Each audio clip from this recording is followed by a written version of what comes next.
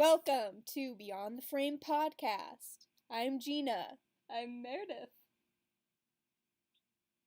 I'm Brennan. Oh, that was... Ooh, gotta wait for that 8-second delay, but it happened. So, we're back to calling the podcast Beyond the Frame, because we just said, fuck it, we're gonna do it. So, we did, but we changed the channel name, so everything should be all good. Let's get to our movie of this podcast. So Baby Driver. This is the first podcast we're doing where we're just focusing on one movie, which I'm actually really excited about. Yes. Should be fun. Okay, yeah, we're talking about Baby Driver today. And... in a sad voice. Even though we loved it.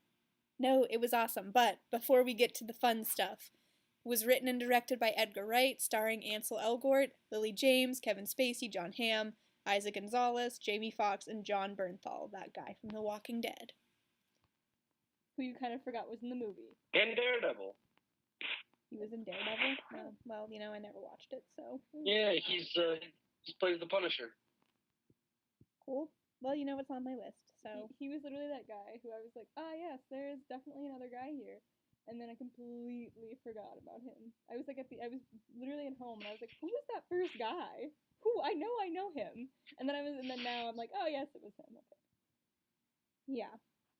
Anyways. So, first, I just want to throw out there that the movie made $5.7 million opening night, which is, doesn't sound that great, but it's actually pretty decent for a Wednesday night. So, that's true. Shouts out for that.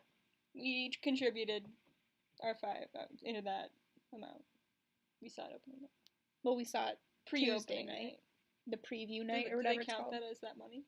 I don't know. I'm not an expert, but probably. I don't see why they wouldn't. Anyways, the movie was actually originally supposed to come out in August, and they pushed it back to June after it debuted at South by Southwest. It got really, it was, it debuted there, and all the critics were like, this is lit, and so the studio was like, yeah, we're gonna push this forward, which I'm happy about not having to wait until August to see it, but at the same time, I worry that it's gonna get creamed this weekend by Despicable Me 3, which I think was not a good choice. Oh, fuck Despicable Me 3. Well, I don't think the same groups of people are gonna go see Despicable Me 3 as would go and see Baby Driver. I think that anything's gonna challenge Baby Driver. It's gonna be The House, The Home. What is that called? Yeah, The House. It's the House, which is a sort of a similar kind of adult comedy. But I think that there will be enough. I mean, when I saw on that was yesterday, so Wednesday night, at 7 o'clock showing, the audience there was a fairly large audience. It was the most people that I've seen in the theater in a long time. Maybe I just see movies at weird times, but I'm hoping that there'll be enough people who are action comedy. That sounds great, because Edgar Wright needs all the money because he's my hero. I love him. Well, yeah, it got a lot of really good hype, so I think that's encouraged more people to see it. But that's what I thought at first, and then I was talking to my friends, and they were like, "What's Baby Driver?" Everybody that I've talked to has said that, so I'm like, I don't know, maybe they're just kind of losers who don't care about movies, but Are these the same friends that haven't heard of Hamilton? No, different set of, well, actually, yes.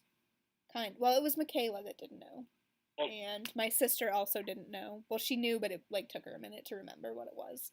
It wasn't oh yeah, Baby Driver, I want to see that. It was wait, what are you talking about? Oh yeah, that getaway movie. I would not have known what Baby Driver was, except for the fact that we saw whatever movie we saw, and there was a trailer for it. Otherwise, I have not seen a trailer for it. I haven't seen a trailer. I haven't seen really good advertising. I haven't seen anything except for whenever we went and saw. What did we see? I don't remember. Oh, we saw Pirates, and there was a trailer for Pirates. Baby Driver.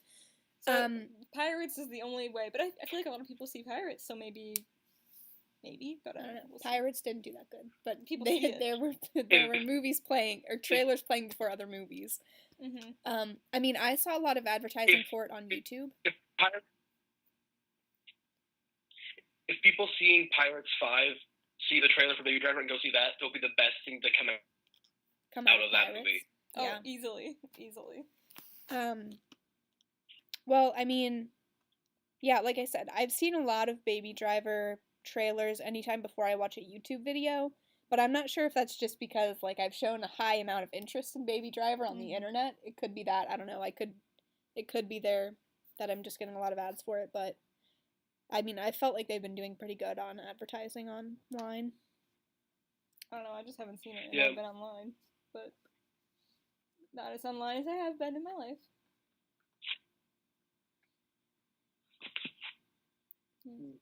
Well, let's talk about the movie. So, Brennan, do you want to give a review or a synopsis? yeah. Okay, so Baby Driver is the story about a young man named Baby, who is a getaway driver working for this crime boss. Like, it's not really clear what Kevin Spacey's job is, but he's just basically has a lot of money and a lot of power and a lot of pull. And so he's like the getaway driver for all of the heists that Kevin Spacey brings crew on to perform. But he's trying to like pay back some debt to Kevin Spacey.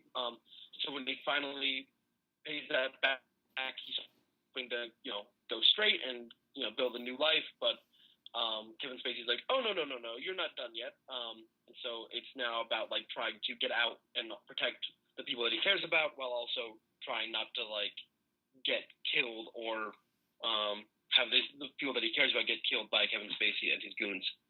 So the whole movie's like one big car chase, but not quite to the extent of like Mad Max full movie car chase. But like I'd say 70% of the movie takes place in a car or involving chasing. Oh yeah, I'd say. So what are some things I guess we all liked about it? Do you want to go first?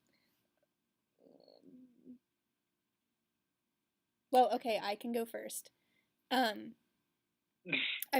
We'll get into like the story in a little bit or whatever, but probably, I mean, what everyone's talking about this movie is the style of it and how everything is choreographed and like it's all set to a soundtrack. And I've actually heard people say that it's less like a movie and more like a music video, which I've heard like a musical or like a getaway opera or something. I did not hear that. I heard it was like a music video, which like that's an interesting one. Yeah. I can definitely see, I guess, but I mean, to me, the story was still there enough to call it a film. Oh no doubt. Oh yeah. Because I would not have thought of that myself. I just heard someone say that and I went, that's kind of interesting. Yeah. But I definitely wouldn't have thought of that myself. It's definitely more movie-ish. But yeah. I can still see like that highly stylized way in which people make music videos that was there, and that was really cool. And I've also heard that it's kind of like Fast and Furious meets La La Land, which I could agree with. And then there was one other movie that I wanted to throw into that mix and I forgot and I didn't throw it in the thing. Anyways, probably my favorite aspect of this movie, or one of my favorite aspects of the movie, was the editing, which was really, really well done.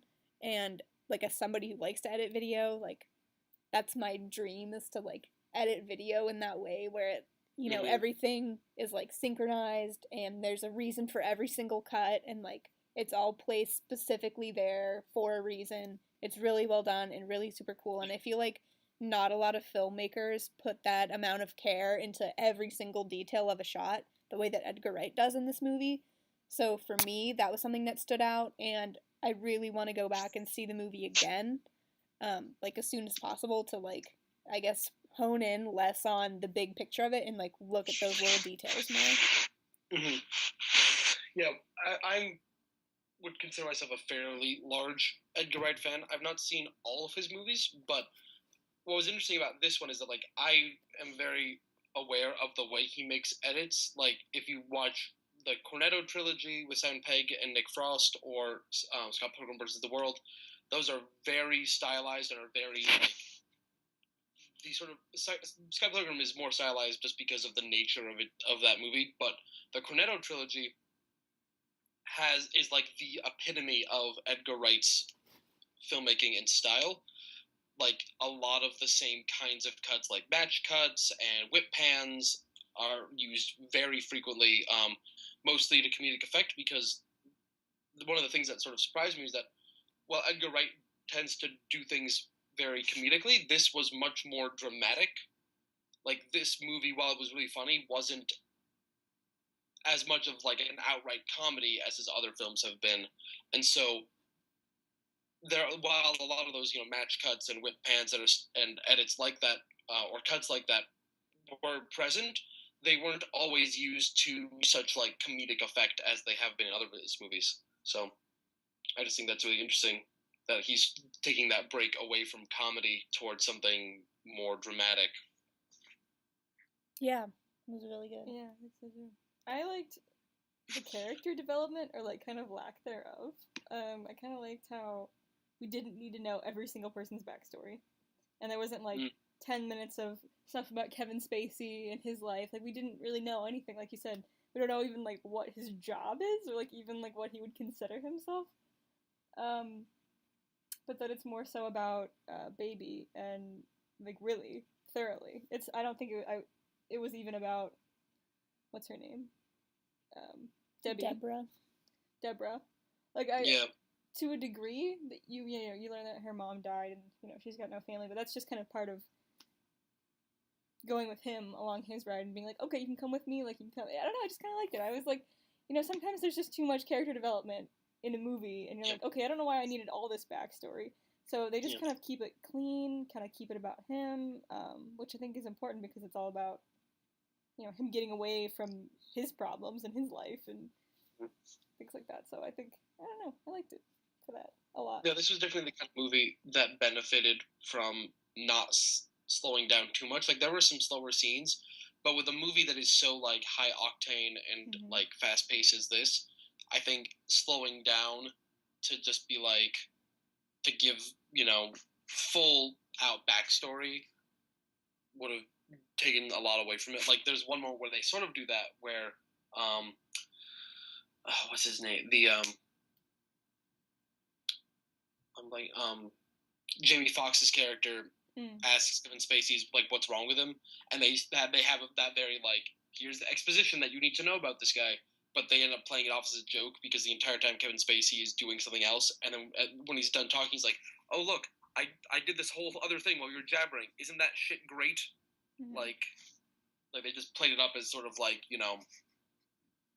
it's not like someone's going, yeah, here's this dramatic backstory about how Baby had a tragic childhood. Like, everything gets slow and overly dramatic and sad. Right, and like sometimes I don't like that in films. Sometimes they just skip over the drama, because they're like, like especially in like cookie cutter like Jurassic Park films or like Marvel films, they just like take something that's really emotional and like they should spend some time on to develop, and they just kind of like brush past it, and they're just like, we don't need this, let's keep going, it's a comedy, like trying to keep people light and fun. I don't know. But they did actually let you sit for a second on some of the issues, like whenever his parents died, or like some of the abuse that like his mom and maybe him had when he was a kid. They do let you like mull that over for a little bit, but they don't let it like slow the movie down, which is really good. So I thought that that's kind of brilliant, to like make it sort of so you feel it, but you're just gonna keep moving anyway. I don't know. Yeah, that stuff was really well done too. Speaking of the character development though, and this is like definitely spoiler alert. So this is all spoiler. Yeah, I mean, we should have said at the beginning this is a spoiler review, but well, this part is like more towards the end, spoilery. Some of the character development in Baby that I like have been thinking a lot about, but haven't like quite fleshed out what it means or anything, and I don't know, maybe you guys have some insight to this as well, but I know at the beginning, like, he's very weird about murder, and like he doesn't want to be involved in this situation that he's in, because he's like, he sees people die and he doesn't want that, he's had that thing with his mom where he doesn't like seeing that stuff or being involved in it or have any of it be partially his fault or whatever. And there's like a lot of talk of like having blood on your hands and all that stuff.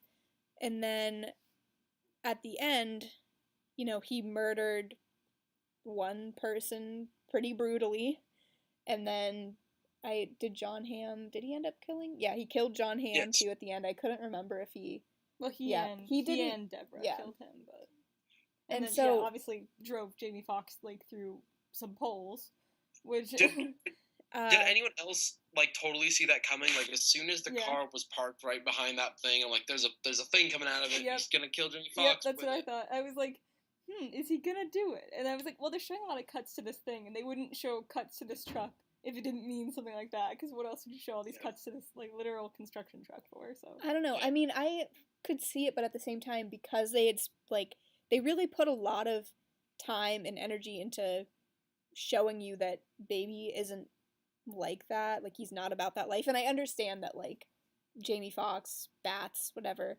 was not that, like, innocent person that he was more into protecting, but it's still, like, I feel it went against his character, what he did.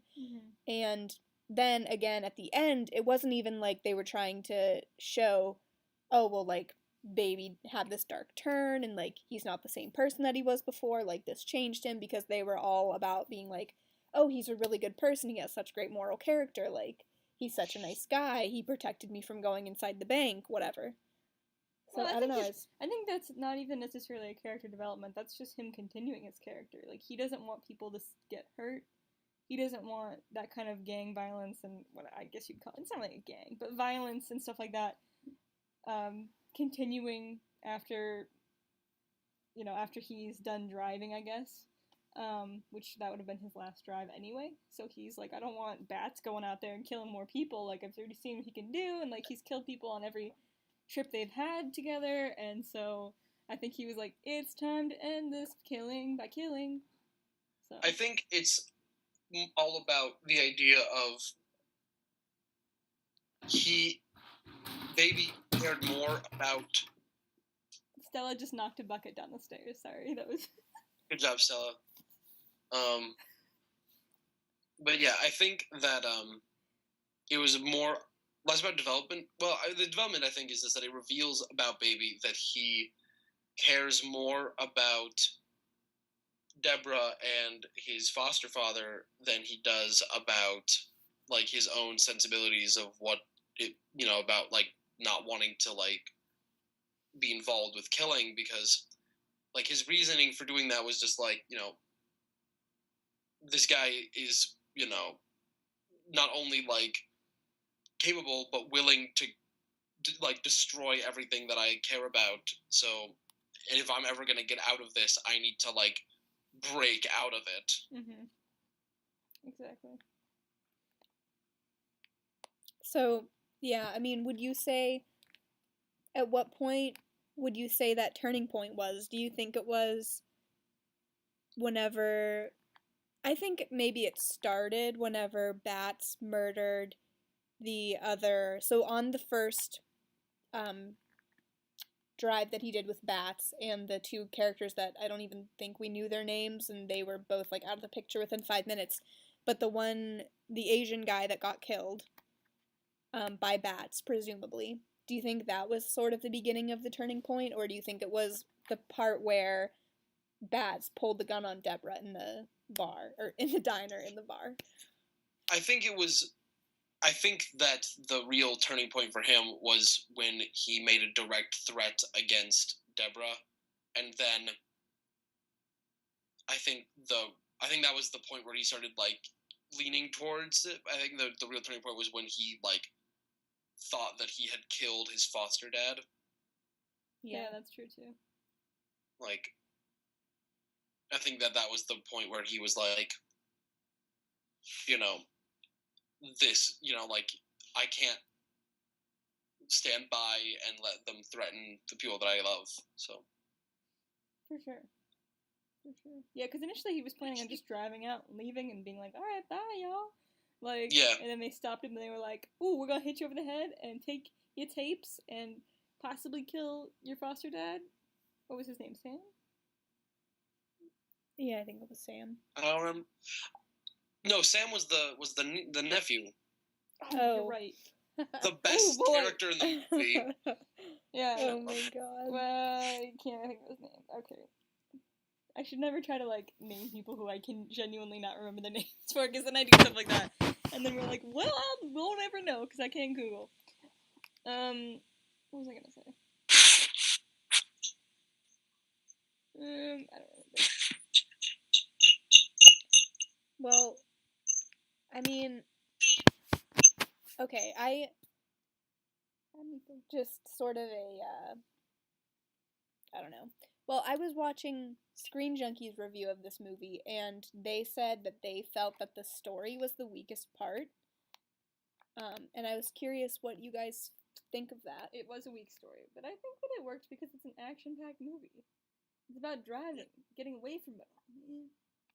Well, I wouldn't call it a weak story, but I don't think it's a very, like, in-depth story. Like, it's not like, you know, I don't think it's like setting out to be like Citizen Kane or anything that have like a really deep, like, rich story. It's, you know, I'd say it's similar to something like, you know, once again, sort of something like Mad Max, where like the story is just gotta do this thing.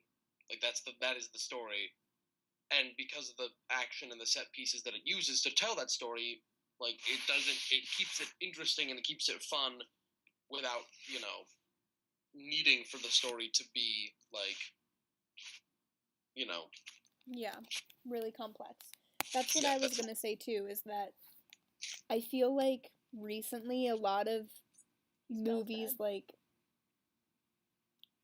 okay, a lot of, Sorry. there's a cat on her lap, just for reference. Yeah, the cat smells.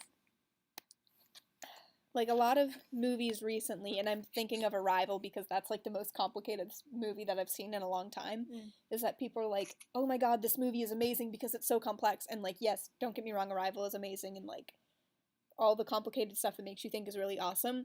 But in a lot of ways, I'm wondering if, like, people are just going to be like, oh, this story is just too simple for my taste. For my and, rich like, blood. You know, No, so I feel like, yeah, it was a simple story, but I don't think that made it bad, or like, I feel like it really fit what was happening, you know? I mean, they knew, whether it came out in August or now, they knew it was going to be a summer movie. Yeah. Which says a certain thing, because summer movies, to me, aren't usually as in-depth. And I can, you know, there are definitely movies that don't comply. Oh, you scared me. Bless you. Thanks.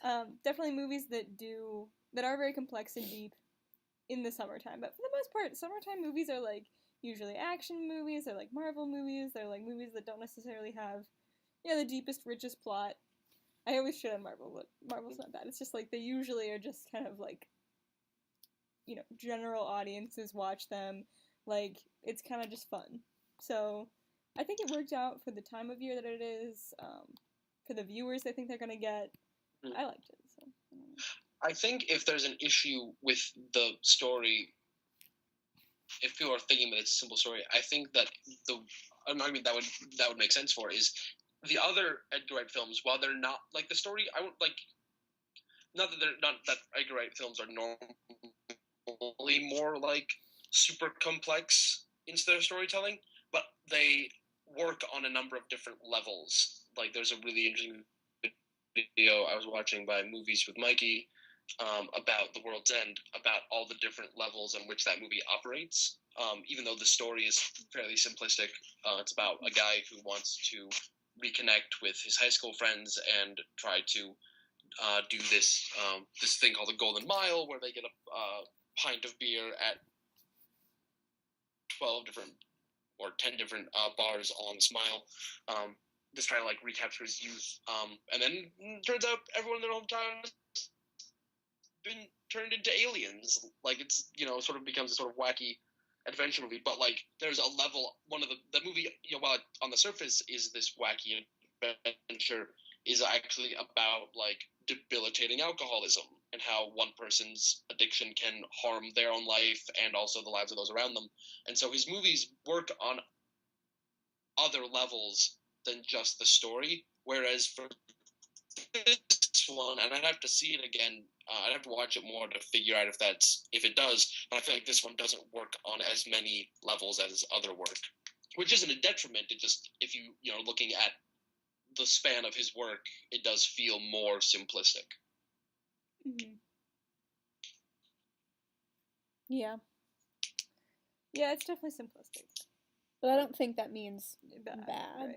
But I Oh, also yeah, don't think that this, I mean, I don't think saying, I guess just kind of in Screen Junkie's defense, whatever, I'm not like trying to shit on their review or anything, but like, they saying that the story was the weakest part of this movie doesn't mean it was even weak.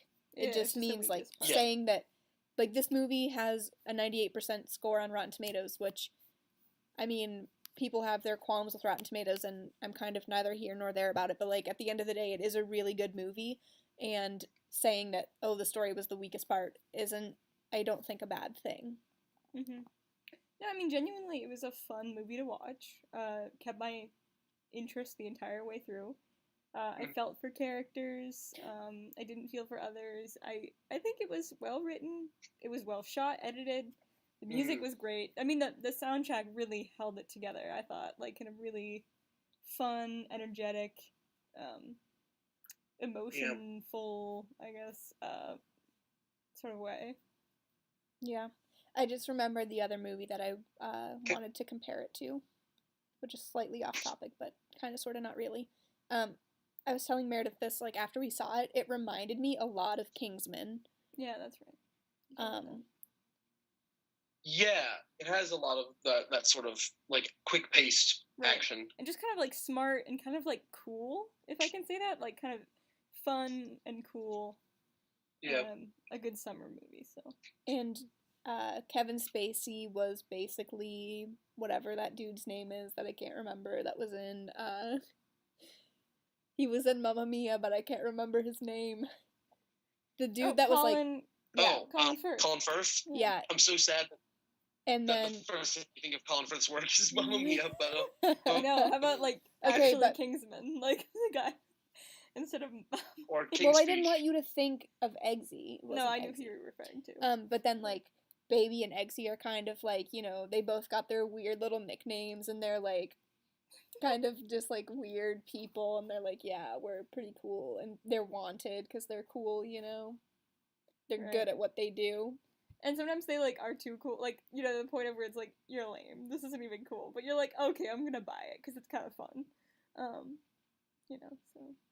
But, I mean, like, even the beginnings almost kind of remind me of each other. Like, I want a comparison of these movies. Like, I haven't heard anybody say these two movies are alike, but I really feel like they are really alike in a lot of ways. Like, even just the Well- beginning where, like, Eggsy is running around town and he's, like, jumping over all his shit, like, trying to escape, you know, people. I don't know who he was running from, but I don't remember. I haven't seen the movie in a long time, but I remember the beginning. And then in the beginning of Baby Driver, Baby's, like, sitting in his car, like, as soon as they leave the car, he starts, like, singing along to the music, and he's, Mhm. like, playing with the windshield wipers and And dancing that was in the the car. coolest opening. I know I liked that. Yeah, I love that part. So, I don't know, I want just, like, a back-to-back of that. Like, they're both doing their thing. Sure. And They're now I in really secret like it. organizations. They're young men with a certain set of skills, and yeah. I feel you. So, anyways, Baby Driver times Kingsman 2K17, just saying. Did you want to say something, Brian?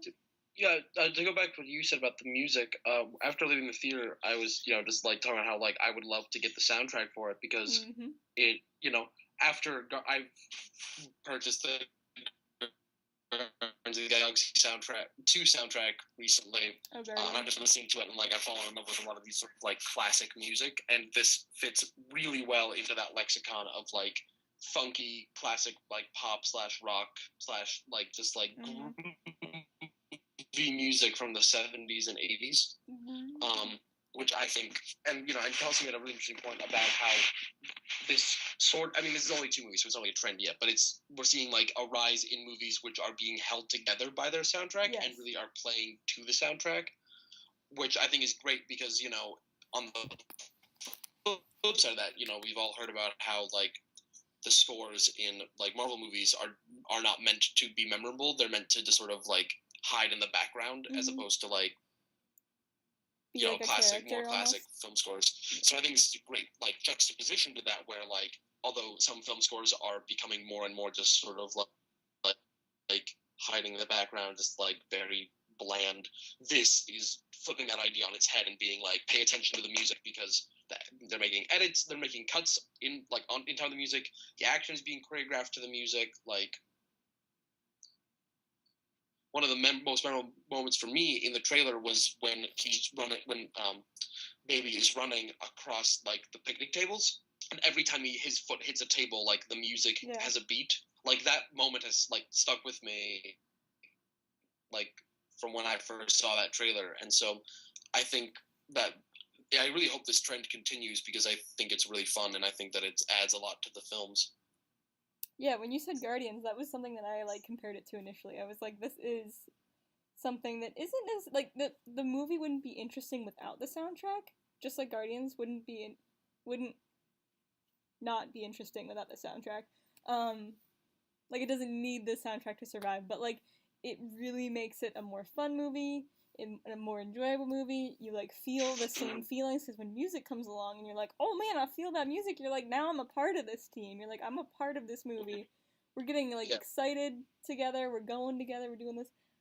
And the score becomes its own character that helps you along the way, like kind of just like pulls you in more than just kind of acting and having some, you know, great composer do a piece around it, but it's nothing particularly special. So. Yeah, I thought it was really clever the way that they sort of blurred the lines between diegetic and non-diegetic sound, because there were a lot of scenes where like the music is very much like there, but then they would like if like an earbud got pulled out of his ear, like the music, you realize that what we're meant to be hearing is what he's listening to. Mm-hmm. Yeah, it would become the way that they would just do sound mixing, which I think is like really great, because if you look at it from that perspective, then you are not like you are being brought into, I suppose, the ears of our main character, and it helps you to feel what's happening more. Yeah, I agree. So, it was fun. Yeah, so we hit characters, we hit score, more or less. We hit editing. I don't know, is there anything else? Is there anything that you guys didn't like about the movie? One of the things that I noticed early on, it was Kelsey whispered it to me when we were watching it, which was like she fears for Deborah's like sanity, because this is a person that you've met very recently, and he's very charming and you want the same things, but like holy shit, like he's like kind of like the majority of the time you've known him, he's like trying to like kind of kill people. Like it's like, why are you still with this man? Yeah, that's what I said too after, is like, that's exactly what she was saying when we were driving home. You know, she really didn't know him very long, and like I can understand being like, oh, like you're kind of cute and like whatever, let's hang out, whatever. But then after you find out that he's like, he murdered someone literally right in front of you, but you also murdered that person. I mean, I guess maybe she's a little crazy too, but like, he goes to jail for 25 years, and you're just like, tight. You know, I'm still into it. I was it was only 5, I think. Yeah, and then he gets on parole, but it's not like they can escape West like they wanted. Yeah. I mean, it's...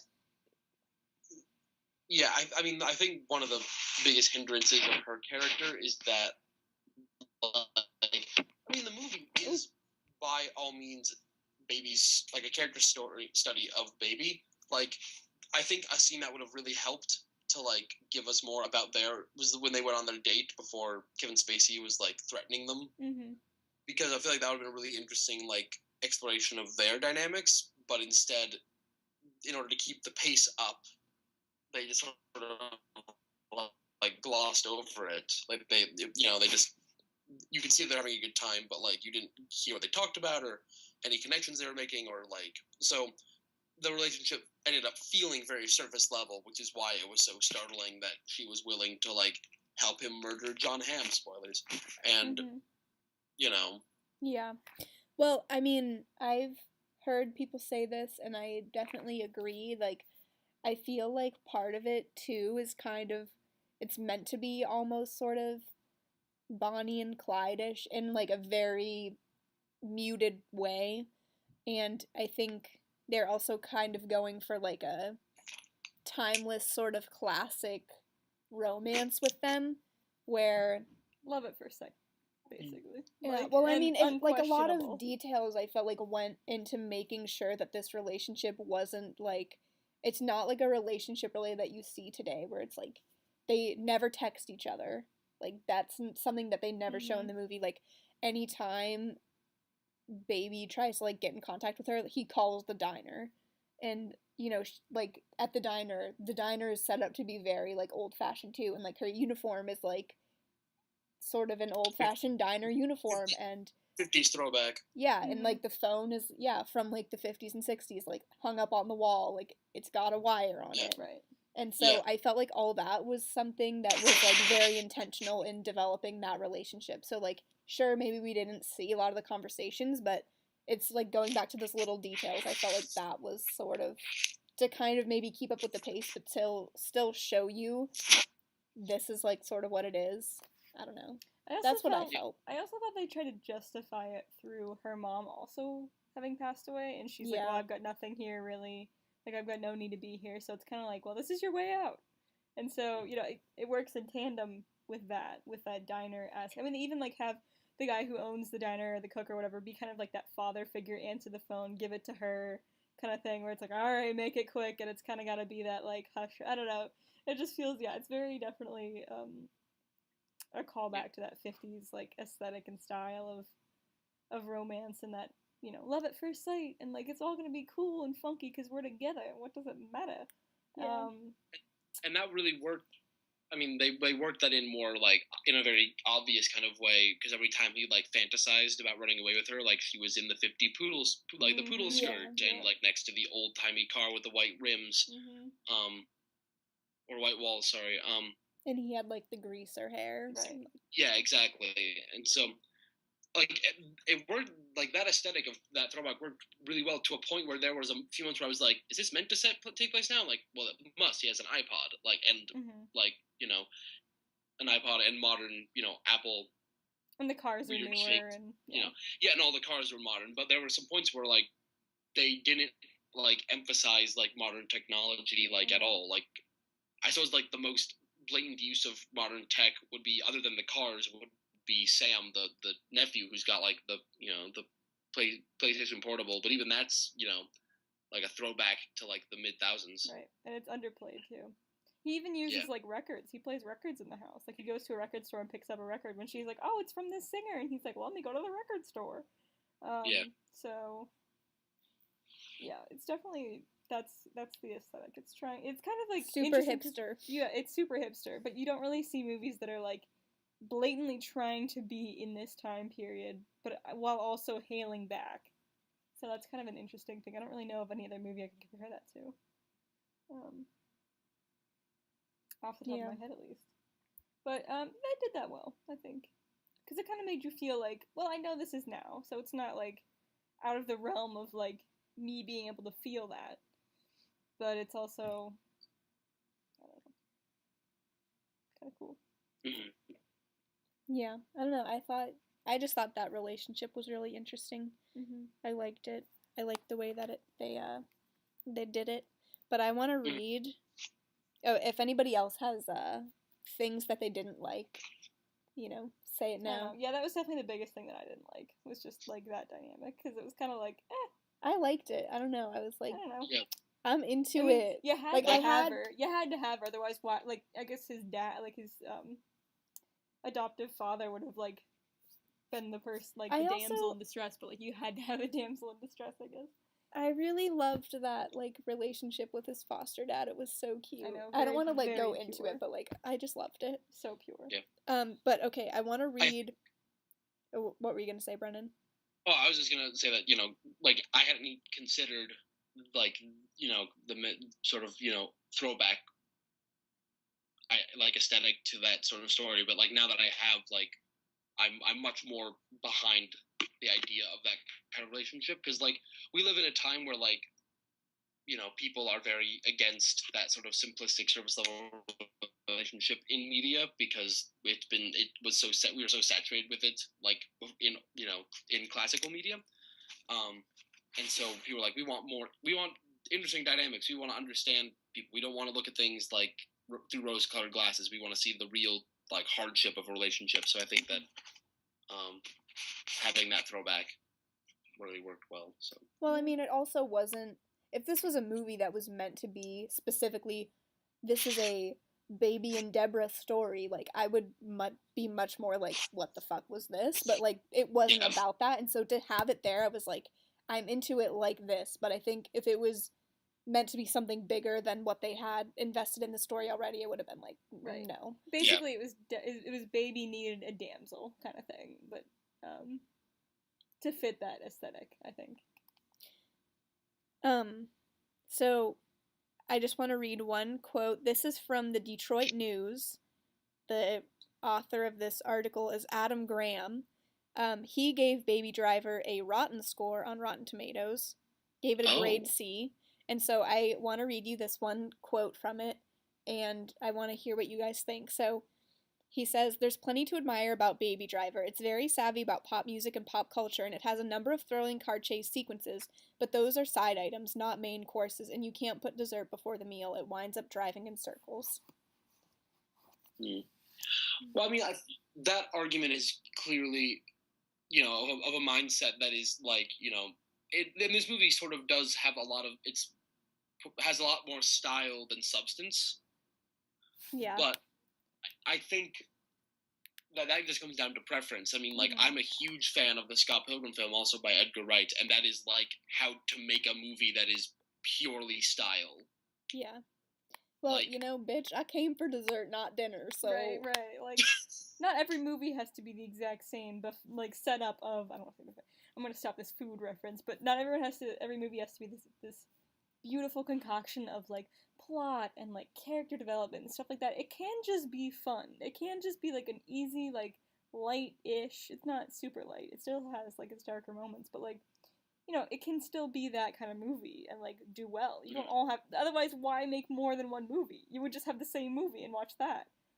You might as well let different movies be, have dessert first.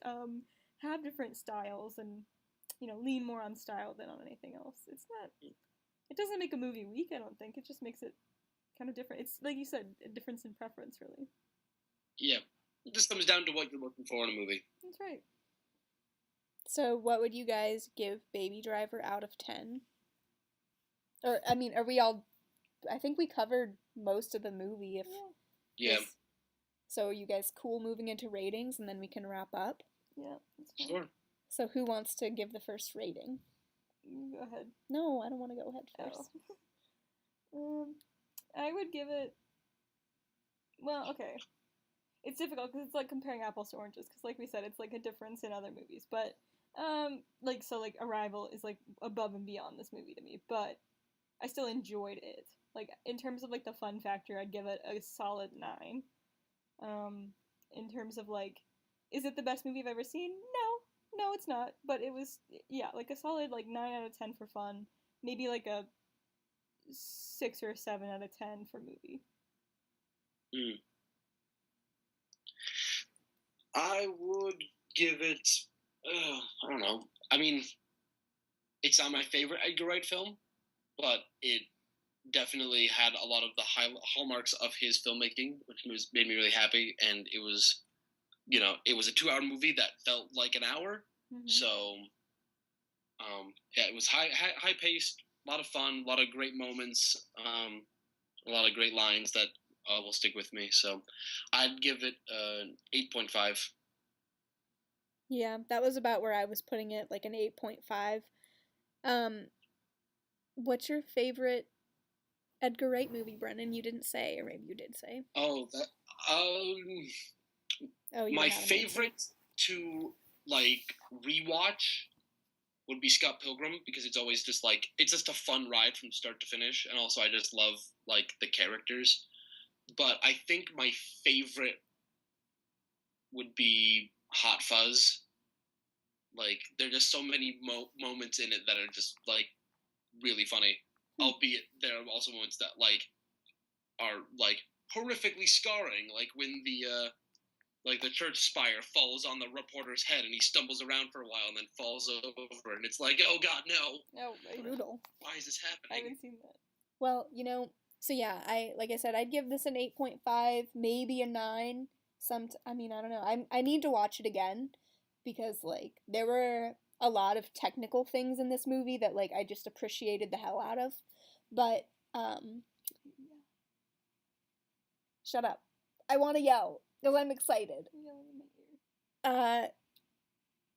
Oh, I was gonna say, I feel like this is probably gonna be my favorite movie of the summer, or, I mean, I know it's still June. It's June. But, like, I'm looking at the rest signed, of the sealed, movies delivered. that are coming out, and I'm like, eh.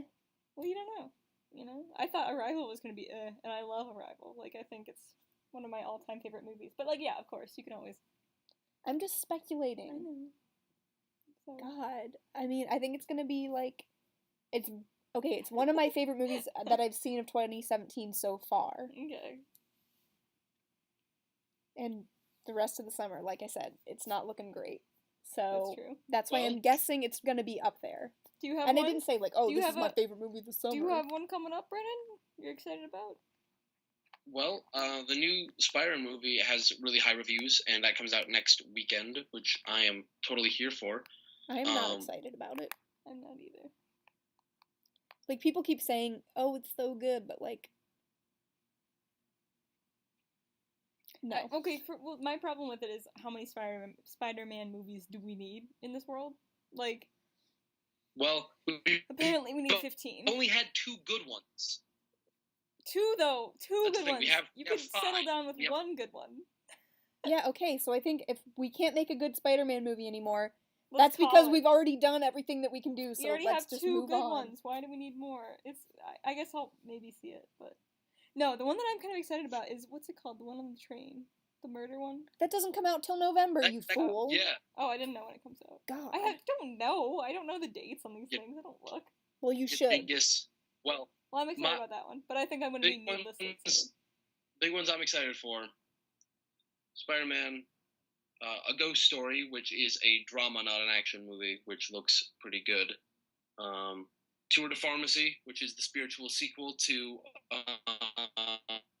7 Days in Hell, which is about how the 1986 Tour de France, everyone was roided up, so they got all these big, like, muscly, like, wrestlers on bicycles, and it looks hysterical. Oh, wow. Dunkirk, which is the new Christopher Nolan movie. Yes, I'm excited about Dunkirk. Which looks super good. War for the Planet of the Apes, because the second one was, like, the best movie I saw that summer, and the reviews for this are, like, making people say, hey, Oscars, you want to, like, bring back the special award for, like, achievement in special effects, because, like, just do that.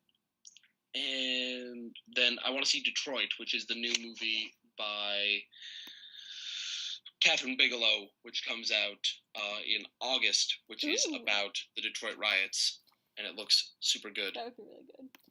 Yeah, I actually do really want to see that. Michigan. It's going to be fun. Well, oh yeah, Wonder Woman tops this easily, obviously. I think you all could probably agree on that.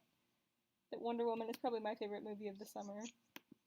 Yeah, Wonder Woman's definitely up there.